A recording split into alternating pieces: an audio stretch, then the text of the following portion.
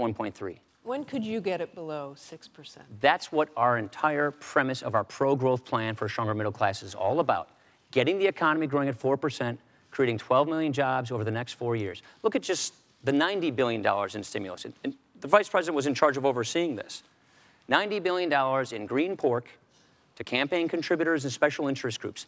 There are, just at the Department of Energy, over 100 criminal investigations that have been launched into just how stimulus spends are being spent. Martha, look, his colleague runs an investigative committee, spent months and months and months going into this. This is the Inspector General. Months and months. They found no evidence of cronyism. And I love my friend here. I'm not allowed to show letters, but go on our website. He sent me 2 letters saying, by the way, can you send me some stimulus money for companies here in the state of Wisconsin? We sent millions of dollars. You know why he said he did ask for stimulus money, Sure he correct? did. By the way, on 2 occasions, we advocated for constituents who are applying for grants. That's what we do.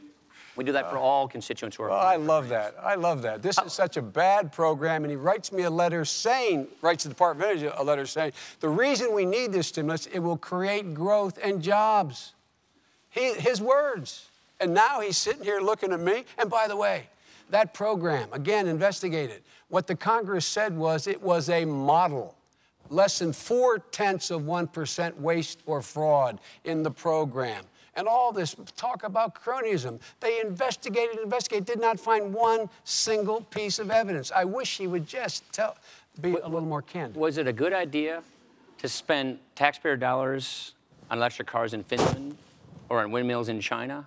Look, was it a good idea to borrow all this money from countries like China and spend it on all these various different interest groups? Let me tell you, it was a good idea. It was a good idea. Moody's and others said that this was exactly what we needed. It stopped us from going off the cliff. It set the conditions to be able to grow again. We have, in fact, 4% of those green jobs didn't go under. Went under, it didn't work. It's a better batting average than investment bankers have. They have about a 40% right Where loss. are the 5 million green jobs that were being I want to move on here to Medicare and entitlements. I think we've gone over this quite enough. And by the way, any letter you send me, I'll entertain. I appreciate that, Joe. Here's the problem. They got caught with their hands in the cookie jar, turning Medicare into a piggy bank for Obamacare. Their own actuary from the administration came to Congress and said 1 out of 6 hospitals and nursing homes are going to go out of business as a result of this. That's not what they said. 7.4 million seniors are projected to lose the current Medicare Advantage coverage they have. That's a $3,200 benefit cut. That didn't what we're happen. saying, more people signed these are up. from your own actuaries. More people signed up for Medicare Advantage after the change. What they're saying, nobody is. Mr. Vice President, down. I know, no, this Mr. Vice President, I know you're under a lot of duress to make up for lost ground. But I think people will be better served if we don't keep interrupting each other. Well, don't take all the 4 minutes then. We're saying don't change benefits for people 55 and above. They already organize their retirement around these promises. Let me ask you this. What is your specific plan for seniors who really can't afford to make up the difference in the value of what you call a premium support plan and others call a voucher? 100% coverage for them.